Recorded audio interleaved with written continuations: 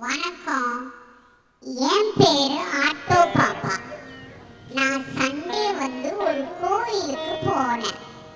இந்த கோயில் சென்னைக்கு பக்கத்துல காஞ்சிபுரம் ஒரு ஊருக்கு பக்கத்துல உத்திரமேரூர் என்ன இடத்துல இருக்குது.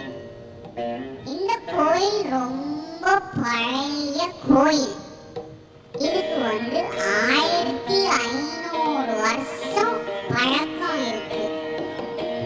இந்த கோயில் டைகர் டெம்பிள். இந்த கோயில்ல ஒரு டைகர் சாமி கிட்ட வேண்டிக்கினதா ஒரு கதை இருக்கு. இந்த கதைய பத்தி இந்த கோயிலோட பூசாரி திரு குணசேகர் அவர்கள் நம்ம கிட்ட சொல்லுவாரு.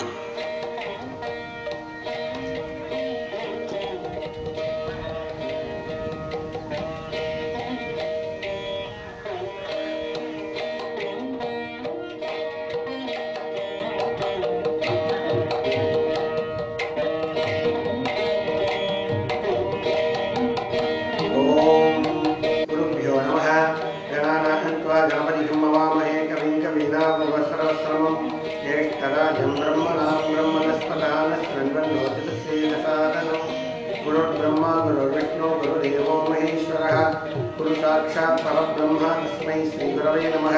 गुरवे सर्वलोकानां विषदे भवरोगिणां हितये सर्वविद्यानां श्री दक्षिणामूर्तये नमः. காஞ்சிபுரம் மாவட்டம் உத்தரமேரூர் வட்டம் திருப்புலிவனம் ஒரு மிக பழமையான திருக்கோயில். 1500 வருடங்களுக்கு முன்னால் கட்டப்பட்ட மிக பழமையானது. குலோத்துங்க சோழராஜா சிதம்பரத்திலிருந்து இந்த ஊருக்கு வரும்போது இறைவன் ஒளியாக காட்சி தந்தார். அந்த ஒளியாக இருக்கும்போது அந்த கோயிலுள் இந்த காடா என்ற இடத்தில் உள்ளே சென்று பார்க்கும்போது இறைவன் சுயம்புவாக காட்சி கொடுத்தார். உடனே அப்பொழுது அந்த முனிவர் புலியாய் இரவில் புலியாகவும் பகலில் மனித ரூபமாகவும் இந்த கோவில் பூஜை பண்ணிட்டே இருந்தார். இந்த சமயத்தில் திருச்சி மாவட்டம் உறையூரில் குலோத்துங்க சோழராஜா குழந்தை பாக்கியம் வேணும்னு சொல்லிட்டு அங்கே ஒரு யாகம் உண்டு. அந்த யாகத்தில் அஸ்ரீராஜ் சொல்கிறார், காஞ்சிபுரத்துக்கு தெற்கால் ஒரு காட்டில் நான் வனவாசம் பண்ணியிருக்கேன், இந்த ஊரில் நீ கோயில் கட்டணும் அப்படின்னு சொல்லி உத்தரவு கொடுத்தாங்க. உடனே அந்த ராஜாவும் புறப்பட்டு இந்த ஊருக்கு வந்தார். இந்த ஊருக்கு வரும்போது இந்த முனிவராகப்பட்டவர் ஒரு சத்தங்கள்லாம் வருது, கடவுள்கள்லாம் நிறைய யானைப்படை குதிரைப்படை காலாப்படை வருது. அப்போ உன்னை தரிசனம் பண்ணுறதுக்கு ஒரு சக்கரவர்த்தி வராது, அப்போ நான் உன்னை விட்டு போக மாட்டேன்னு சொல்லிட்டு இறைவன் ஆலயம் பண்ணிக்கிறார். அப்போ அந்த ஆலயம் பண்ணும்போது கை விரல் பட்ட இடங்கள் இறைவன் பண்ணுவாங்க. உடனே இறைவனுக்கு கோபம் விஸ்வரூபதர்சி எடுத்து அவரை சங்காரம் பண்ணார். அப்போ அந்த புலி ரூபம் போய் மனித ரூபம் ஏற்படுது. அப்போ உனக்கு என்ன வர வேண்டும் அப்படின்னு இறைவன் அவரை கேட்குறாரு. அப்போது அந்த முனிவரை இந்த ஊரில் நான் பூஜை பண்ணியிருந்தால் இந்த ஊர் என்னுடைய பெயராக இருக்கும் அப்படின்னு வேண்டியிருக்கார். அதுதான் இந்த ஊர் திரு அழகான துணி வாழ்ந்த இடம் வளம் திருக்குறள்.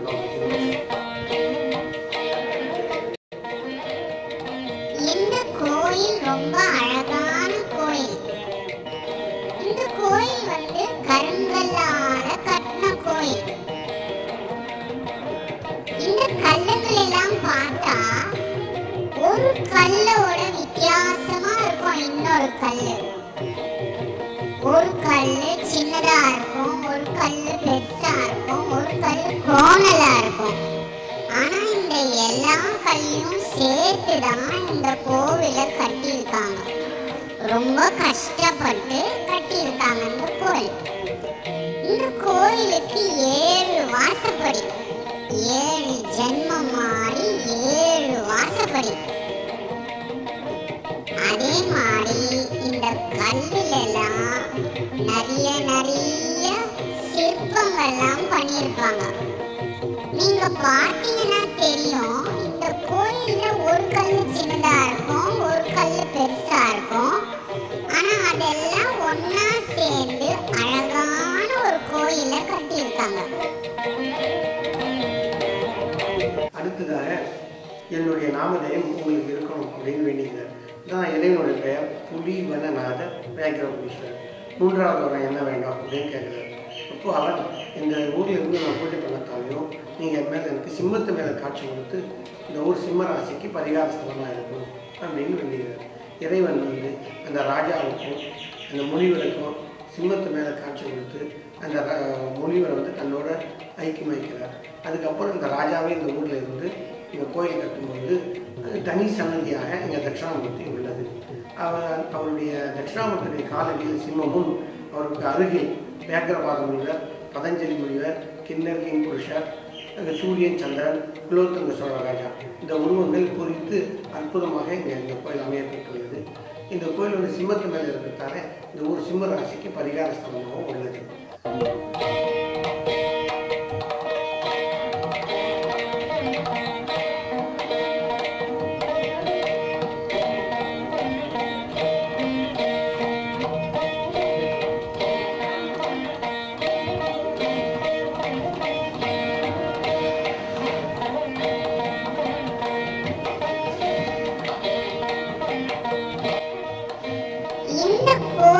சுத்தி நிறைய கருங்கல் தூண்கள் எல்லாம் பார்க்கலாம். இந்த கருங்கல் தூண்கள் எல்லாம் ஒரே கல்லுல செதுக்கினது. அப்ப நீங்க யோசிச்சு பாருங்க, ஒரே கல்லால இந்த மாதிரி ரவுண்டா ஒரு தூண் பண்ணணும்னா அந்த கல்லு வந்து எவ்வளோ பெருசா இருக்கும். அந்த கல்லை வந்து இவங்கெல்லாம் நவுத்தி எடுத்துட்டு வந்து இந்த இடத்துல அதை குத்தா நிறுத்தி வச்சு அது மேல தளம் போட்டு பண்ணணும்னா எவ்வளோ கஷ்டப்பட்டிருப்பாங்க. இதே மாதிரி இந்த தூணெல்லாம் வந்து அவங்க சிற்பக்கலைய பண்ணியிருக்காங்க. ரொம்ப ரொம்ப கஷ்டப்பட்டு அது மேலெல்லாம் சிற்பம் பண்ணி அது ஒரே கல்ல பண்ண தூணு. நீங்க பார்த்தா தெரியும், இது கல்லு மேல கல் அடுக்குன்னு தூணு கிடையாது. ஒரு தூணு வந்து ஒரே கல்லேருந்து செதுக்கி பண்ணது. அதுல வந்து நிறைய சிற்பங்கள்லாம் இருக்கு. காவடி ஆடுற மாதிரி, அப்புறம் அதே மாதிரி புலி இருக்கிற மாதிரியும், அந்த இந்த கோயிலுக்கு வந்து போன பெரிய பெரிய ராஜாங்க, முனிவருங்க, அவங்க கதையெல்லாம் இந்த சிற்பம் பண்ணி வச்சிருக்காங்க.